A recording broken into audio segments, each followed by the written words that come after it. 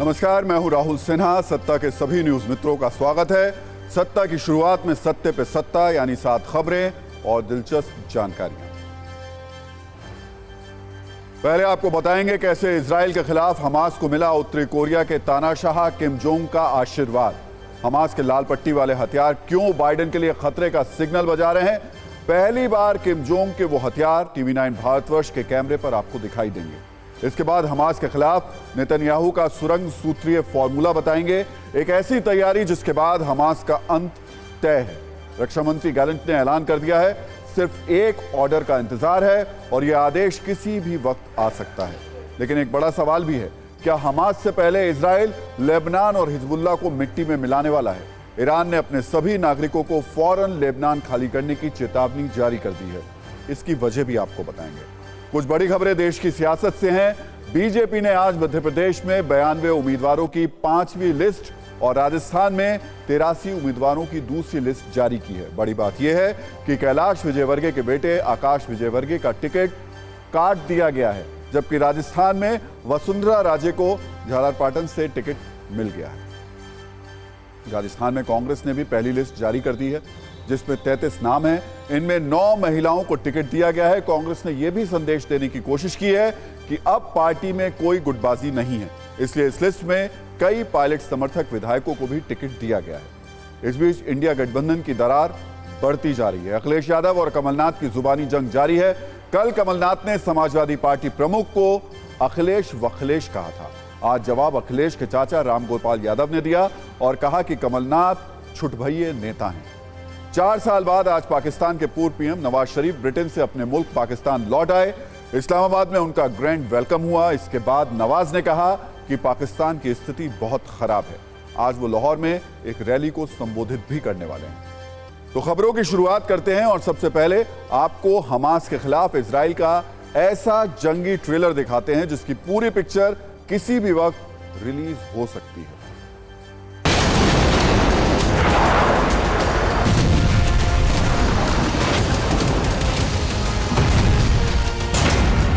Israel का attack plan ready, Hamas का विनाश तय।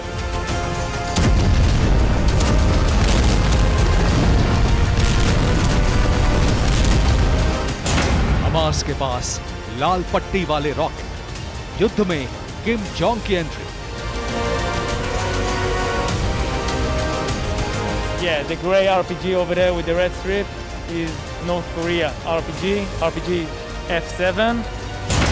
हमास के पास ईरानी मोर्टार, युद्ध का विस्फोटक विस्तार। ये है ईरान से मिले हुए वेपन्स और ये कुछ आप ग्रेनेड्स या फिर रॉकेट बता रहे हैं कि ग्रेनेड्स हैं, हैंड ग्रेनेड्स हैं। अगर आप ये जखीरा देख रहे हो, ये सिर्फ बताया जा रहा है कि 1% है हमास के पकड़े हुए चीज़ों का। हमास की खुद की एक्सप्लोजिव फैक्ट्रीज हैं गाजा पट्टी में, जहां पर ये वेपन्स को तैयार करता था।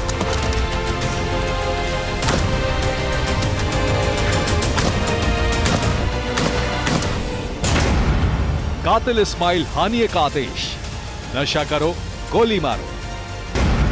हमास की खुफिया सुरंग, मस्जिद कनेक्शन।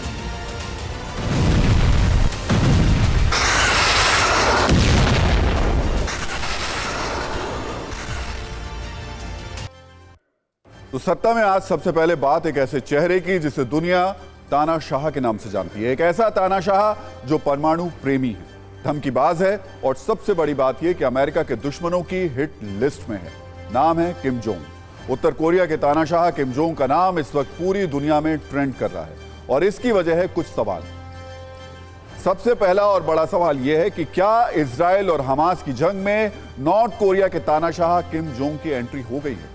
क्या हमास ने 7 अक्टूबर को इजराइल पर जो सबसे घातक हमला किया वो किम जोंग के ही विध्वंसक हथियारों से किया गया। क्या हमास ने नॉर्थ कोरिया के रॉकेट लॉन्चर से इजराइल में सबसे बड़ी तबाही को अंजाम दिया। एक रिपोर्ट और कुछ तस्वीरों के जरिए सवाल उठे हैं, क्या किम जोंग इजराइल के खिलाफ भर भर कर हमास को हथियारों की सप्लाई कर रहे हैं। यह खुलासा किसी और ने नहीं बल्कि खुद इजराइल की आर्मी ने किया है, क्योंकि उसे हमास के पास से नॉर्थ कोरिया के हथियार मिले हैं और किम जोंग की लाल पट्टी वाले हथियार आज हम आपको पहली बार टीवी 9 भारतवर्ष के कैमरे पर दिखाने जा रहे हैं। शुक्रवार को इजराइल की आर्मी ने हमास के पास से हथियारों की एक बहुत बड़ी खेप बरामद की, जिसकी एक्सक्लूसिव तस्वीरें इस वक्त आप सत्ता में देख सकते हैं। सबसे चौंकाने वाली बात यह है कि इन हथियारों में ईरान के साथ किम जोंग यानी कि नॉर्थ कोरिया के हथियार भी बड़ी संख्या में शामिल हैं। खुद इजराइल के एक मेजर ने TV9 भारतवर्ष के कैमरे पर यह बात बताई है और यह बहुत बड़ा खुलासा किया है और बताया कि हमास से मिले हथियारों में जो लाल पट्टी वाले ग्रेनेड लॉन्चर मिले हैं वो कहीं और के नहीं बल्कि नॉर्थ कोरिया में बनाए जाते हैं, जिसके बाद दावा किया जा रहा है कि इजराइल और हमास की जंग में अब किम जोंग भी वॉर जोन में आ गए हैं और हमास को वो लगातार हथियार पहुंचा रहे हैं। अब हम आपको बताते हैं कि जिन हथियारों के दम पर हमास ने 7 अक्टूबर को इजराइल में दुनिया को सबसे खौफनाक मंजर दिखाया, उनमें किम जोंग के हथियार कौन कौन से हैं। सबसे पहला नाम है नॉर्थ कोरिया का F7 रॉकेट प्रोपेल्ड ग्रेनेड, जिसे इजराइल की आर्मी ने हमास के जंगी बेड़े से बरामद किया है और उसकी तस्वीर भी हमने आपको दिखाई है। इसके अलावा किम जोंग ने हमास को कुछ ऐसे दूसरे हथियार भी दिए हैं जो कंधे पर रखकर चलाए जाते हैं। साथ ही साथ किम जोंग के एक और हथियार का जिक्र किया गया है और यह नाम है टाइप 58 सेल्फ लोडिंग राइफल, जो एक तरीके से असॉल्ट राइफल है। दावा है कि हाल ही में हमास के लड़ाकों की ओर से जो प्रोपेगेंडा वीडियो जारी किए गए थे उनमें भी उत्तर कोरिया के बुल से गाइडेड एंटी टैंक मिसाइल को दिखाया गया था।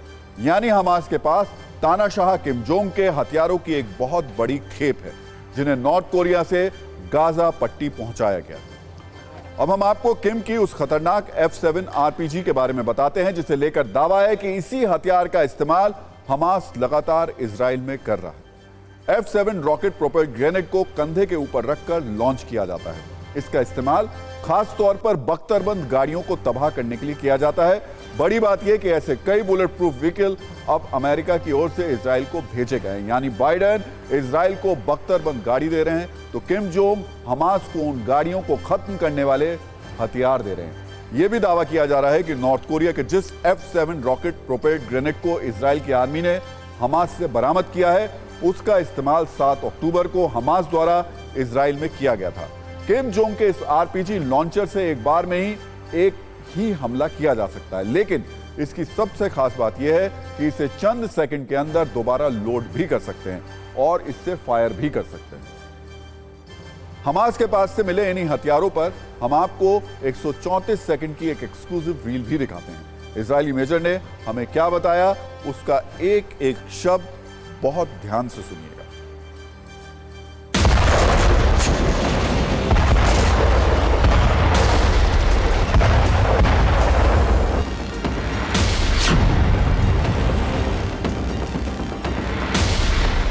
इसी एरिया में ना सिर्फ इजराइल ने अपने सैनिकों के आर्म्स एंड एम्यूनिशन बल्कि वो भी आर्म्स एंड एम्यूनिशन रखे हैं जो हमास से पाए गए। अगर आप ये जखीरा देख रहे हो, ये सिर्फ बताया जा रहा है कि 1% है हमास के पकड़े हुए चीज़ों का।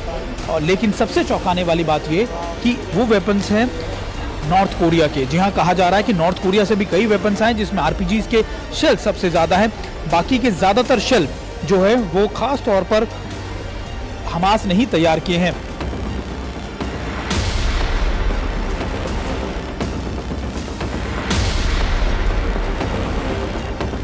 The 20% weapons was brought by North Korea over there, the gray one. So all the North Korean weapons that Yeah, the gray RPG over there with the red strip is North Korea RPG F7. अगर आप इधर देखिए, मेरे camera person आपको दिखाएं तो ये है ईरान से मिले हुए वेपन्स और ये कुछ आप ग्रेनेड्स या फिर रॉकेट बता रहे हैं कि ग्रेनेड्स हैं, हैंड ग्रेनेड्स हैं जिनका इस्तेमाल हमास ने किया है। देखिए अगर ये मोटार्स हैं और ख़ास बात ये कि ये सारे वेपन जो है वो ईरान की तरफ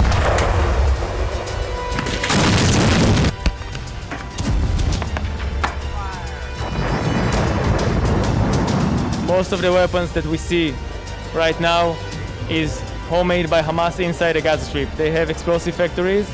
About 80% of the things that you see here is made by Hamas.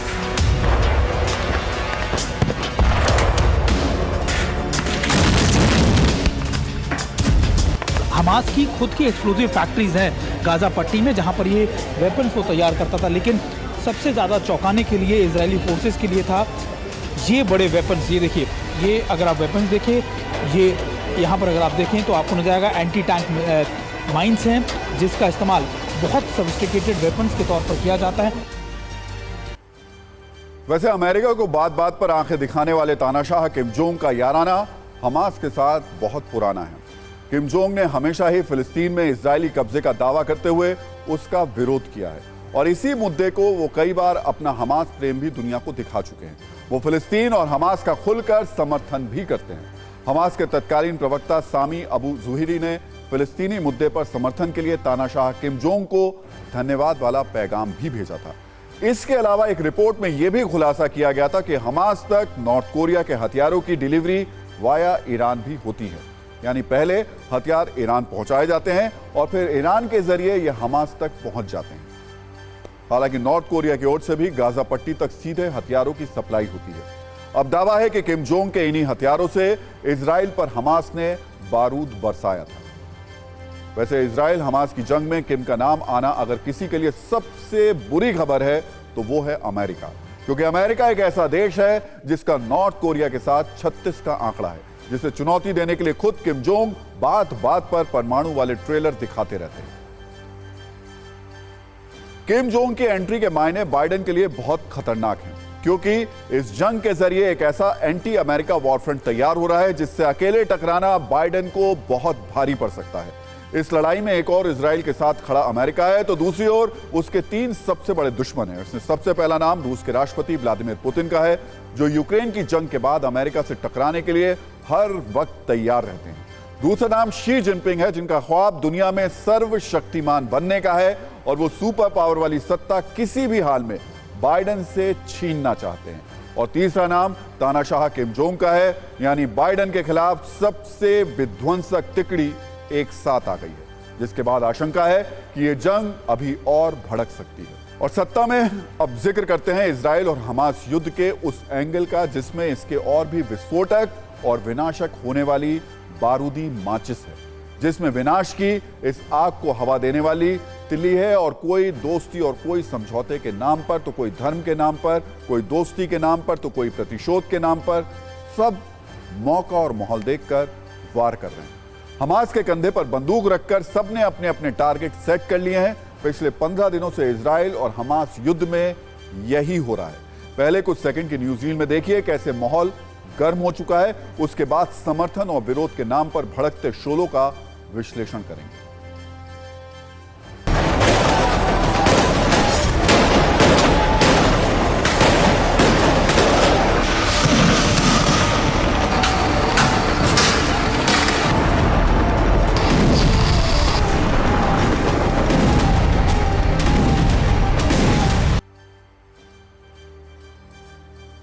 तो अगर आप 15 दिनों में अलग अलग देशों के रुख पर गौर करेंगे, अलग अलग देशों के राष्ट्राध्यक्षों के बयान को नोटिस करेंगे, तो आपको इस युद्ध को महायुद्ध बनाने वाले माहौल का थोड़ा बहुत अंदाजा जरूर होगा।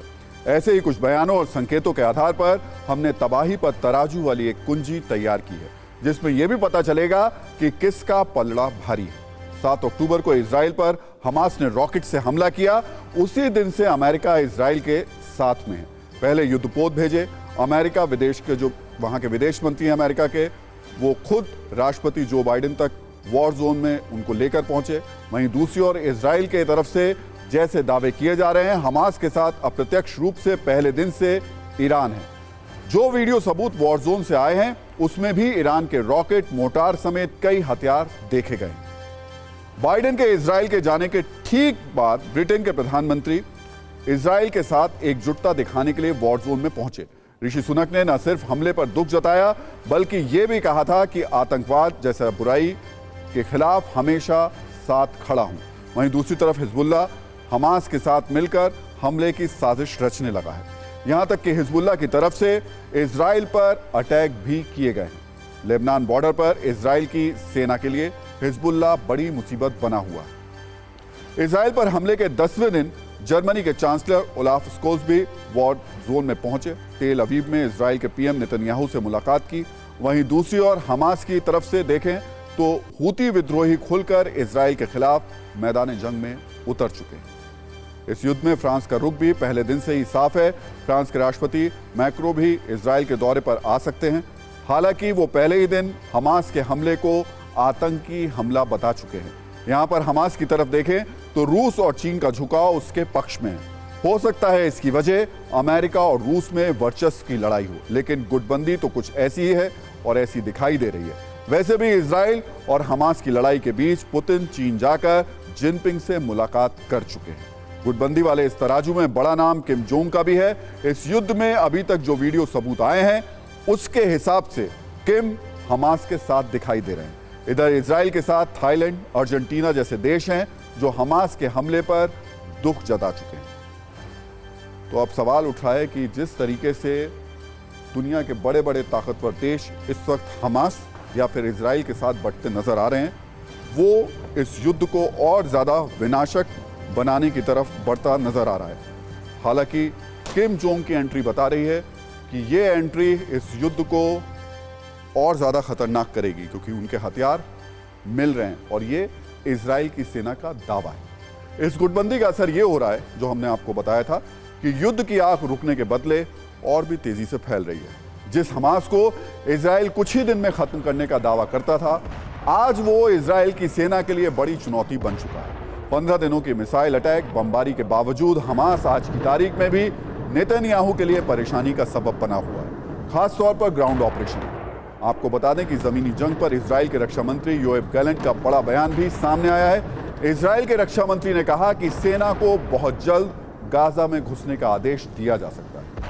आपको बता दें, इजराइल गाजा से हमास को हटाने के लिए 3 चरणों में युद्ध की तैयारी कर रहा है। इस पर भी जरा एक नजर डाल देते हैं। सबसे पहले इजराइल नॉर्थ गाजा को सीज करेगा, हमास के उन लड़ाकों का सफाया करेगा जो इस वक्त हमले को अंजाम दे रहे हैं। इजराइल मजबूत बेस बनाएगा, सटीक स्ट्राइक की जाएगी। अब तक की तैयारियों से ऐसा लग रहा है कि इस प्लान को सफलतापूर्वक अंजाम देना इतना आसान नहीं होगा, क्योंकि हमास ने जमीन पर खास तैयारी की है। जब इजराइल हमास के खिलाफ जमीनी लड़ाई छेड़ेगा, तब उसके सामने क्या चुनौती होगी, ये भी आपको बता देते हैं। हमास के पास SA-7 मिसाइल लॉन्चर है, जिससे वो इजराइल जेट हेलीकॉप्टर को तबाह कर सकता है। बताया जा रहा है कि हमास ने कई लॉन्ग रेंज स्नाइपर की फौज तैयार की है, जो जमीनी ऑपरेशन के दौरान चुन चुनकर इजराइल के सैनिकों को निशाना बना सकते हैं। हमास के पास कॉर्नेट एंटी टैंक मिसाइल्स हैं, जिससे इजराइल के मार्क 1 टैंक भी नेस्ता नाबूद हो सकते हैं। और इस वक्त इजराइल से मेरे सहयोगी मनीष और साथ ही साथ सुमित चौधरी, जो कि लगातार जब से युद्ध शुरू हुआ है आपको जमीनी हकीकत बता रहे हैं। मनीष इस वक्त तेल अवीव में मौजूद हैं और इस वक्त अश्कलोन से सुमित चौधरी हैं। सुमित, हम लगातार आपसे अपडेट लेते चल रहे हैं, आप लगातार वहां के जो विध्वंस है उसकी तस्वीरें दिखा रहे हैं, लेकिन जो सबसे महत्वपूर्ण बात ये, किम जोंग की एंट्री, ये इस युद्ध को और कितना खतरनाक बनाती है? देखिए, बिल्कुल खतरनाक तो इस युद्ध को बना ही दिया है, क्योंकि आपने जिस तरीके से बताया कि इजराइल को ये लगता था कि वो एक हफ्ते में गाजा स्ट्रिप पे घुसकर बर्बाद कर देगा, लेकिन आप देखिए कि कितने दिन हो चुके हैं, 14 से 15 दिन होने जा रहे हैं, लेकिन अभी तक ग्राउंड फोर्सेस का ऑपरेशन शुरू नहीं हुआ है। हालांकि आज फिर एक ये ऐलान किया गया कि नेक्स्ट स्टेज ऑफ ऑपरेशन हम स्टार्ट कर रहे हैं। 188 जो आर्मर्ड ब्रिगेड है वो लगातार ऑपरेशनलाइज कर दी गई है राहुल जी। लेकिन इंपॉर्टेंट ये है कि नॉर्थ कोरिया के जो वेपन्स मिले हैं, मैंने खुद उसके ऊपर रिपोर्ट की, हमने लगातार बताया कि उस बेस से कि कितना बड़ा जखीरा बरामद किया गया है, न सिर्फ नॉर्थ कोरिया का नहीं, ईरान के भी कई वेपन्स, और वो वेपन्स जो लगातार हमास के पास लंबे समय से नहीं थे। मैंने जब ये बात अपने इंटरव्यू में IDF से पूछी तो उन्होंने साफ तौर पर मुझे कहा कि हम भी सरप्राइज थे कि इतने ज़्यादा आर्म्स एंड एम्यूनिशन कैसे आ गए, और ये सिर्फ 1% है, बाकी की चीज़ें ज़्यादातर या तो हमास ने इस्तेमाल कर ली है अटैक में या फिर अपने साथ वापस लेकर चला गया है। और अभी भी लगातार IDF की यही कोशिश है कि ज़्यादा से ज़्यादा इन जखीरों को पकड़ा जा सके, क्योंकि ये ऐसे वेपन्स है जो इजराइल की सेना को बहुत देर तक हॉल्ट कर सकते हैं। और इन्हीं वजह से लगातार इजराइल की सेना हर रोज अपनी स्ट्रैटेजीज में बदलाव कर रही है, कभी लगातार अपनी आर्मर्स को आगे कर रही है, कभी आर्टिलरी से लगातार फायर किए जा रहे हैं। और आज भी जब मैं मौजूद हूं तो मैं आपको बताऊं, सुबह से ही फायर चल रहा है आर्टिलरी का, लेकिन ग्राउंड फोर्सेस का क्या एक्टिविटी है, क्या ऑपरेशनलाइजेशन किया जा रहा है, इसके बारे में कोई जानकारी IDF की तरफ से साझा नहीं की जा रही। जी सुमित, लेकिन मनीष, यहाँ एक बड़ा सवाल यह है कि जो गलती पुतिन ने ज़ेलेंस्की को लेकर, यूक्रेन को लेकर की थी, क्या वही गलती नेतन्याहू ने हमास को लेकर की है? और जैसे जैसे ये युद्ध बढ़ रहा है, जैसे जैसे हमास के समर्थन में लोग आ रहे हैं, आपको लग रहा है ये चुनौती नेतन्याहू के लिए भी है, ये चुनौती जो बाइडेन के लिए भी है?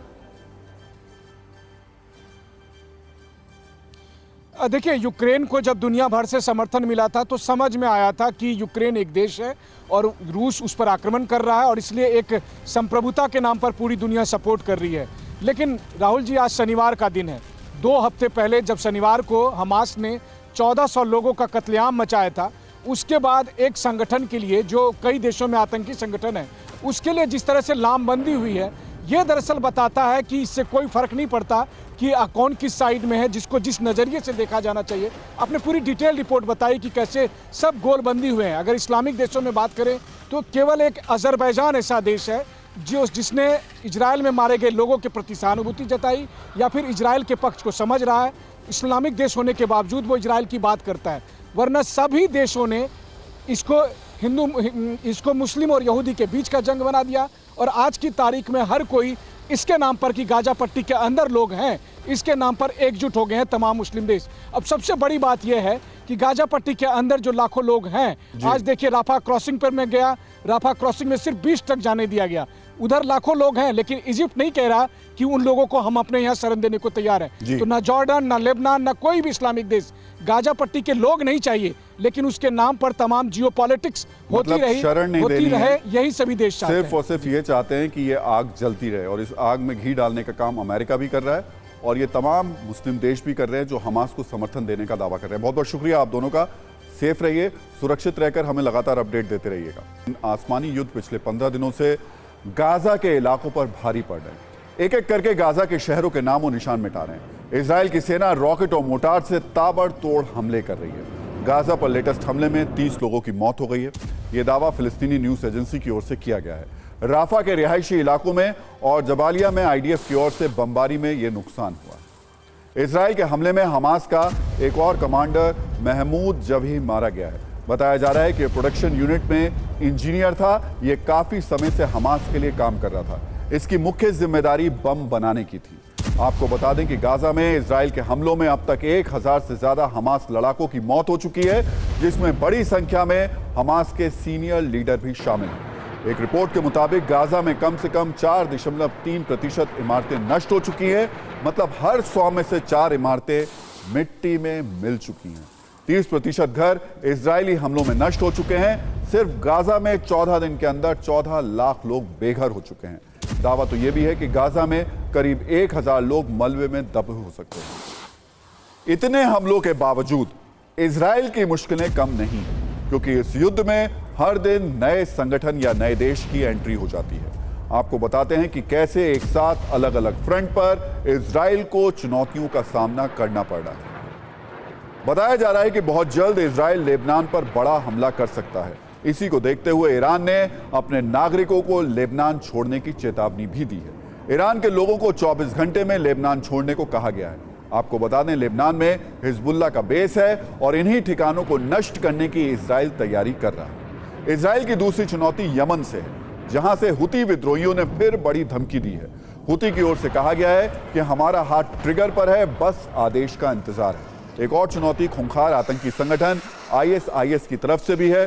दावों के मुताबिक यहूदियों के खिलाफ ISIS खतरनाक प्लान बना रहा है। ISIS ने दुनिया भर में यहूदियों पर हमले का ऐलान कर दिया है। साथ ही में यहूदियों के खिलाफ लोगों को भड़का भी रहा है। ISIS ने पूरी दुनिया में अपने ठिकानों पर स्लीपर सेल को अलर्ट कर दिया है। इजराइल और हमास का युद्ध जिस तरीके से बढ़ता जा रहा है, ऐसी परिस्थिति में कई एक्सपर्ट इसकी तुलना 1.5 साल से चल रहे रूस यूक्रेन युद्ध से कर रहे हैं। लेकिन सवाल है, क्या जिस तरीके से यूक्रेन रूस को चुनौती दे रहा है, क्या इतने दिनों तक हमास इजराइल के सामने टिक पाएगा?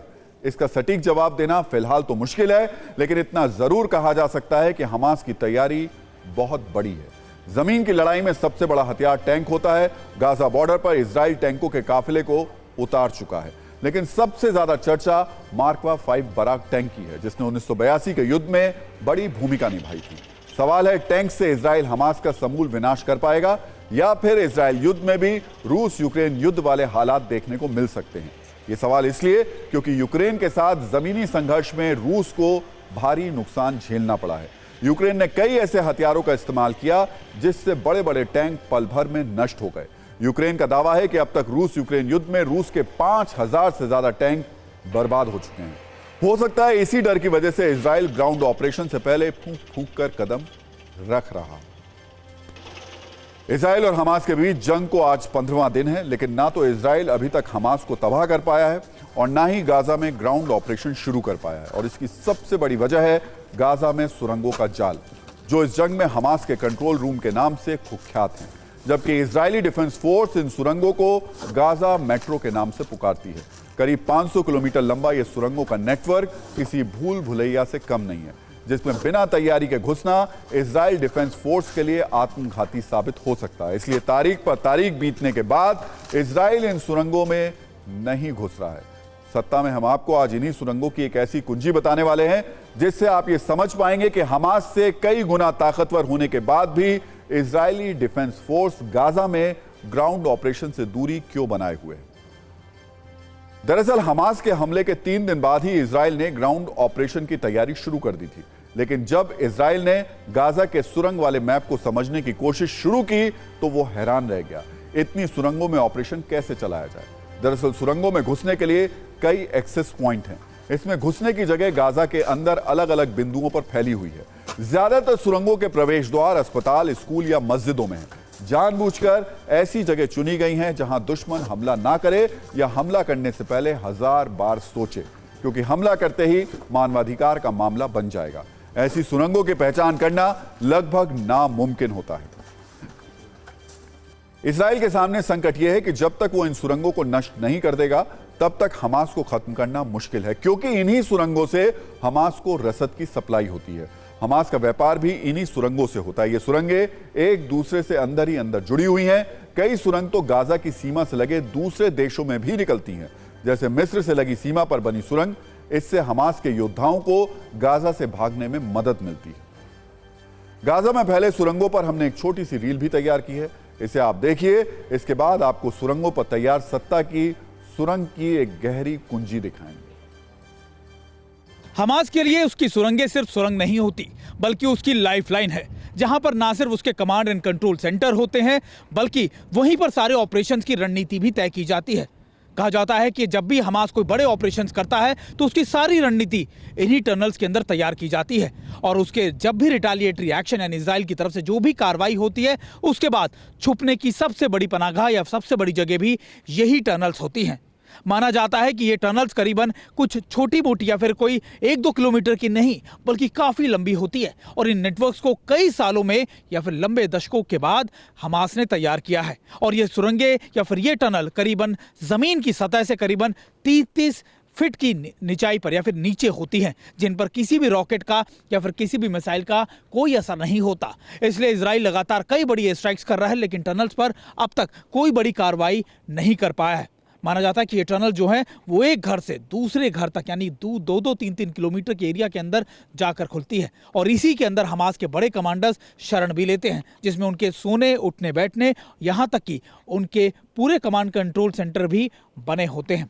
हमास ने ऐसे टनल्स बनाए हैं जो दुनिया के लिए कोई अभेद किले जैसा है, जिसमें दुनिया की बड़ी बड़ी सेनाओं की तरफ से कोई कार्रवाई या कोई जानकारियाँ उनको मौजूद नहीं है। अब ये समझिए कि हमास ने सुरंगों का कितना बड़ा नेटवर्क और कैसे इसको तैयार किया है। हमास का दावा है कि गाजा में 1300 से ज्यादा सुरंगें हैं। ये सुरंगें 500 किलोमीटर में फैली हुई हैं। ये गाजा की लंबाई से 10 गुना ज्यादा हैं। इन सुरंगों को बनाने का काम 2005 से जारी है। ये सुरंगें इतनी गहरी होती हैं कि इजराइल के बमों को झेल सकती हैं। एक थिंक टैंक रैंड कॉरपोरेशन के रिसर्च के मुताबिक गाजा में सुरंग निर्माण के लिए हमास का टेंडर है वो उस टेंडर को निकालता है। एक सुरंग के निर्माण में 83 लाख रुपए का खर्च आता है। मस्जिदों और सार्वजनिक जगहों पर सुरंग के लिए चंदा होता है। 900 कर्मचारी 3 महीने लगातार काम करते हैं तो एक सुरंग बन पाती है। ईरान और उत्तर कोरिया के इंजीनियर सुरंग बनाने में हमास की मदद करते हैं। 2018 में हमास चीफ इस्माइल हानिये ने दावा किया था कि गाजा में वियतनाम युद्ध में बनाई गई सुरंगों के मुकाबले 2 गुनी सुरंगें हैं, यानी सुरंगों के इस नेटवर्क को तोड़ना आसान नहीं होगा। और ऐसा भी नहीं है कि इन सुरंगों के बारे में इजरायली डिफेंस फोर्स को जानकारी नहीं है। अलग अलग समय पर इजरायली डिफेंस फोर्स की यहलोम यूनिट इन सुरंगों को नष्ट करती आई है। 2014 में आईडीएफ ने सुरंगों को निशाना बनाते हुए हवाई और जमीनी ऑपरेशन शुरू किया था। इस ऑपरेशन में लगभग 32 सुरंगों को नष्ट भी कर दिया गया था। ये सुरंग करीब 100 किलोमीटर के क्षेत्र में फैली हुई थी। इन 32 सुरंगों में से 14 सुरंगें इजराइल के इलाके में निकल रही थी। सुरंगों का यह जाल पूरे नेटवर्क का एक छोटा सा हिस्सा था। उस समय इजरायली रक्षा मंत्री ने दावा किया था कि कुछ ही दिन में सारी सुरंग नष्ट कर दी जाएंगे, लेकिन इस काम में कई हफ्ते लग गए। बावजूद इसके सुरंगों का यह जाल पूरी तरीके से नष्ट नहीं हो पाया। 2014 के बाद 2019 में इजरायली डिफेंस फोर्स ने एक बार फिर सुरंगों को पता लगाने की कोशिशें शुरू की। इस बार लेबनान सीमा पर हिजबुल्लाह की 6 सुरंगों का पता चला। इसमें एक सुरंग 80 मीटर गहरी और 1 किलोमीटर लंबी थी, जो इजरायली इलाके में करीब 77 मीटर तक घुसी हुई थी। यानी हिजबुल्लाह के इलाके से कोई भी सुरंग के रास्ते आराम से इजराइल में प्रवेश कर सकता था।